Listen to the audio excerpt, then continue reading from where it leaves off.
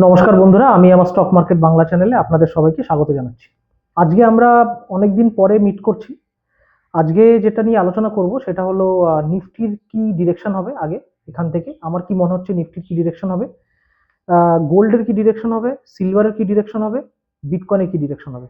তার সাথে আমরা একটু নিফটি যখন আলোচনা করবো একটু দেখে নেবো ব্রেন ক্রুডের কি অবস্থা এবং ব্রেন ক্রুডের কি ডিরেকশন হবে, আর ডলার ভার্সেস রুপির কি অবস্থা, কারণ অনেকে কারেন্সি মার্কেটে ট্রেড করে। তো প্রথমে আমি বলি, আচ্ছা, প্রথমে বলার আগে আমি বলে দিই যে আমি বেশি এই নিফটির ডিসকাশন করার জন্য আমি কিন্তু ইরান ইসরায়েল ইউএস এর যে যুদ্ধ এগুলো নিয়ে কিন্তু কোনো আলোচনা করতে চাই না, কারণ এগুলো আপনারা টিভির মাধ্যম দিয়ে খবরের মাধ্যম দিয়ে সব পেয়েই যাবেন। আমি যেটা মেইন, যেটা আমাদের মার্কেটের জন্য রিকোয়ার্ড, মার্কেট যেটা জন্য এফেক্টেড হবে সেটা নিয়েই আমি খালি সেইটুকু জায়গা নিয়ে আমি আলোচনা করতে চাই, এর বাইরে আমি আর কিছু আলোচনা করব না। তো আমাদের যেটা দেখতে হবে নিফটির মুভমেন্টের জন্য, আমাদের প্রথমে দেখতে হবে যে ইরান ইসরায়েল ইউএস এর যে যে যুদ্ধ হচ্ছে তাতে আমরা এফেক্টেড হচ্ছি কিনা। হ্যাঁ, আমরা এফেক্টেড হচ্ছি। আচ্ছা, আমরা কেন এফেক্টেড হচ্ছি? কারণ তেলের জন্য এফেক্টেড হচ্ছি। এবার তেলটা সাপ্লাই কি রেগুলার? রেগুলার কিন্তু সাপ্লাই নয় তেলের। একটা জিনিস মনে রাখবেন, ইরানের রাস্তা দিয়ে তেল কিন্তু স্ট্রেট অফ হরমুজ দিয়ে আসে।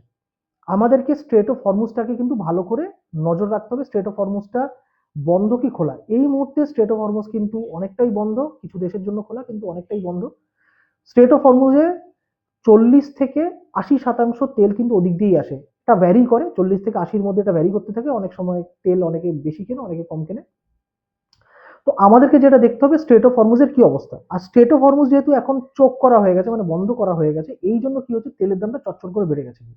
120 ব্যারেল অব্দি, $120 অব্দি চলে গেছে, যেটা $60-65 ছিল, সেটা মানে কয়েকদিনের মাথায় একটা বিশাল স্পাইক করেছে। স্পাইক করার কারণই হচ্ছে ইরানের ওপরে অ্যাটাক করা আর স্ট্রেট অফ হরমুজ ইরান দ্বারা বন্ধ করে দেওয়া।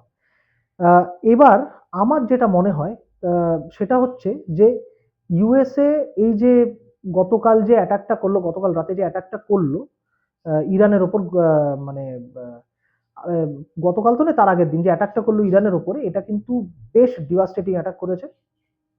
আমার মনে হয় ইরান এখন এই অ্যাটাকের পরে অনেকটাই হাঁটুর বলে চলে এসছে। আমার মনে হয় ওরা কিন্তু নেগোসিয়েশনের জন্য রেডি হয়ে যাবে, এটা আমার অ্যানালিসিস বলছে যে ওরা নেগোসিয়েশনের জন্য রেডি হয়ে যাবে। নেগোসিয়েশনের জন্য যদি রেডি হয়ে যায় তাহলে কিন্তু আস্তে আস্তে স্ট্রেট অফ হরমুজ কিন্তু খুলতে শুরু করে। যদি ওরা নেগোসিয়েশন করতে শুরু করে দেয় তাহলে কিন্তু স্ট্রেট অফ হরমুজ আস্তে আস্তে খুলতে শুরু করে দেবে। আর যত স্ট্রেট অফ হরমুজ খুলবে তত কিন্তু তেলের দাম আস্তে আস্তে আবার নর্মালাইজের দিকে যাবে। একদিনে হয়তো নাও হতে পারে, আস্তে আস্তে নর্মালাইজের দিকে যাবে, আর আমাদের নিফটিও কিন্তু সেভাবে বাড়তে পারে। আমি বলে দিচ্ছি, এটা কিন্তু আমার কোনো রেকমেন্ডেশন নয়, এটা আমার জাস্ট নিজস্ব অ্যানালিসিস, যেটা আমি আমার জন্য করেছি সেটাই আপনাদের সাথে শেয়ার করছি। আর এর ফাঁকে আপনারা একটু লাইক কমেন্ট শেয়ার করে দেবেন। তো আমার মনে হয় ইরান যদি নেগোশিয়েট করে ফেলে তাহলে আমার মনে হয় আস্তে আস্তে স্ট্রেট অফ হরমুজের খুলে গেলে, যেটা আমি বললাম, আমাদের কিন্তু তেলের দাম কমলে আস্তে আস্তে নিফটি বাড়তে থাকবে। তবে হ্যাঁ, এই যে তেলের দাম কমলে আর বাড়লে নিফটির সাথে রিলেশন, এটা কিন্তু সবসময় নয়। এটা যেহেতু যুদ্ধ হচ্ছে সেই কারণে, যুদ্ধের বাইরে যদি অন্য কোনো কারণে তেলের দাম বাড়ে বা কমে, তার সাথে কিন্তু নিফটির স্ট্রেট রিলেশন নাও থাকতে পারে, কিন্তু যুদ্ধের সময় নিশ্চয়ই এটা রিলেশন তো থাকবেই, কারণ আমরা অনেকটাই তেলের উপর নির্ভর করি। এই হচ্ছে ব্যাপার। তো আমার মনে হয় যত তেলের দাম কমবে তত নিফটি বাড়বে, এবং আমার মনে হচ্ছে তেলের দাম কমতে চলেছে, এটা নেগোসিয়েশন করতে চলেছে, নিফটির দাম বাড়তে চলেছে, মানে নিফটির ভ্যালু বাড়তে চলেছে। এটা আমার নিজস্ব পার্সোনাল ওপিনিয়ন, এটা কোনো রেকমেন্ডেশন নয়। এবার ডলার ভার্সেস রুপি কিন্তু যদি নিফটি বাড়তে থাকে এবং তেলের দাম কমতে থাকে তাহলে কিন্তু ডলার ভার্সেস রুপিও, রুপি স্টেবল হতে থাকবে।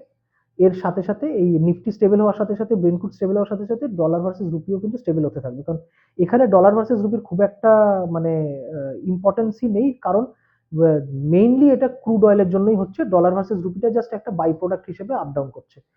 অন্য সময় ডলার ভার্সেস রুপিটা মেইন হয়ে যায়, কিন্তু এই সময় ব্রেন্টফুডটাই মেইন। ঠিক আছে, এটা আমার গেল নিফটির ভিউ। এবার যেটা আমি বলছি সেটা হলো গোল্ডের ভিউ। আমার যেটা মনে হয়, কোনো রেকমেন্ডেশন নেই, গোল্ড এখান থেকে একটু কারেকশন দিতে পারে, এটা আমার মনে হচ্ছে। যদি কারেকশন না দেয় তাহলে সাইডওয়েজ থাকবে, আর না হলে একটু কারেকশন দিতে পারে। ওপরে তো যাবে না, এটা আমার পার্সোনাল ওপিনিয়ন, কোনো রেকমেন্ডেশন না। আমার মনে হয় না ওপরে যাওয়ার কোনো চান্সেস আছে। এখান থেকে গোল্ড কারেকশন বা সাইডওয়েজ থাকতে পারে। সিলভার, সিলভার তো অলরেডি কারেকশন অনেকটাই দিয়েছে, আমার মনে হয় সাইডওয়েজ সিলভার ঘোরাঘুরি করতে পারে। আমার মনে হয় না ওপরে যাওয়ার সিলভারেরও কোনো চান্স আছে। মানে এই সময়ে আমার মনে হয় না সিলভারের তেমন কিছু ডিমান্ডও মার্কেটে আমি দেখতে পাচ্ছি। এটা আমার পার্সোনাল ওপিনিয়ন, আপনারা রেকমেন্ডেশন হিসেবে নেবেন না।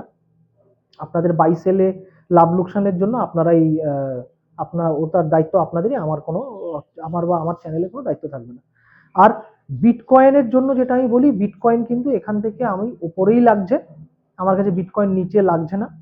বিটকয়েনটা ওপরেই লাগছে, তার কারণ হচ্ছে যে আপনার ইউএস ডলার যদি উইক হয় তাহলে কিন্তু বিটকয়েন বাড়বে, যেটা আমার পার্সোনাল মানে ক্যালকুলেশন বলে, এবং এটা আমার রেকমেন্ডেশন নয়, এটা জাস্ট একটা আমার ওপিনিয়ন।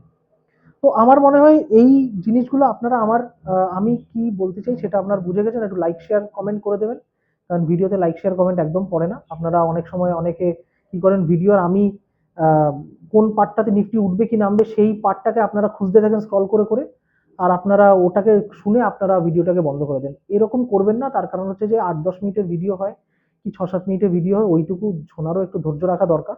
কারণ উঠবে কেন নামবে কেন সেটার যদি আমরা মানে আমরা যদি রিজনটা না জানি, তাহলে কিন্তু আমরা না শিখতে পারবো, না আমরা কনফিডেন্টলি ট্রেড করতে পারবো। বুঝতে পেরেছো? তো এই কারণে তার মানে রিজনটা কি সেটা আমাদের জানা খুব দরকার, উপরে যাবে কি নিচে যাবে তার রিজনটা কি সেটা জানাটা খুব দরকার।